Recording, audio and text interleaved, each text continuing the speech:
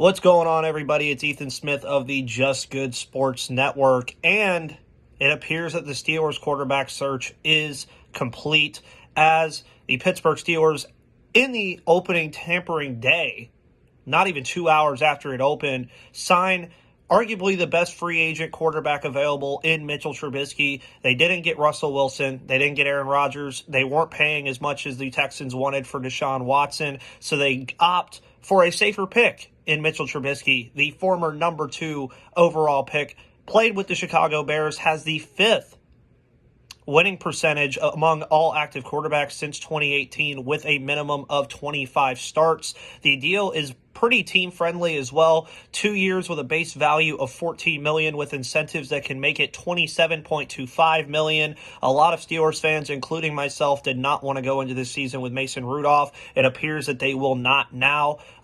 When you're paying a quarterback that much money, he's more than likely going to be your starter moving forward. And it's going to be very interesting to see how Mitchell Trubisky performs here. Of course, last year he sat behind Josh Allen, learned under Brian Daboll, now the head coach of the New York Giants, and he said last week with Adam Schefter that the Steelers organization intrigued him and he really wanted a chance to play there. And he wanted a chance to win. He wanted a chance to start. He wanted to get a new start. Now, is this the last piece of the puzzle? Of course it's not. The Steelers still have some needs to fill. They still need to fill some offensive line. They still need to look into re-signing Juju Smith-Schuster, and if he leaves, they might need to get a third weapon behind Deontay Johnson and Chase Claypool, but they do still have Najee Harris. They still have Pat Freiermuth. They still have potentially James Washington. Ray McLeod is yet to sign elsewhere also. So Mitchell Trubisky is going to have no shortage of weapons. I just think all eyes are now on Matt Canada. Matt Canada was very happy with the signing, I would assume, because Trubisky offers something that Roethlisberger couldn't offer last year, which was mobility.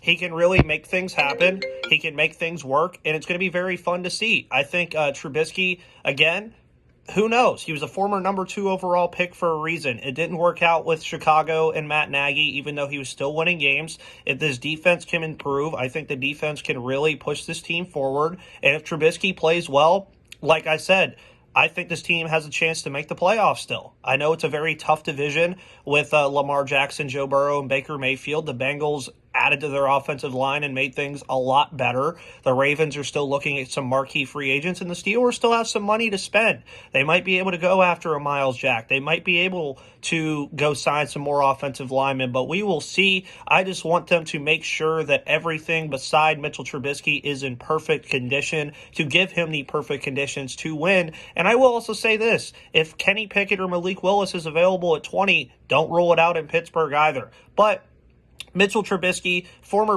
Bears and Bills quarterback, is now potentially and more than likely the starting quarterback of the Pittsburgh Steelers. He will succeed Ben Roethlisberger and possibly wear Cordell Stewart's number 10, but I am on the Mitchell Trubisky train. Welcome to Mitchburg, Steelers Nation. We have our quarterback. Let's get behind him. I am Ethan Smith of the Just Good Sports Network, and I will see you on the flip side.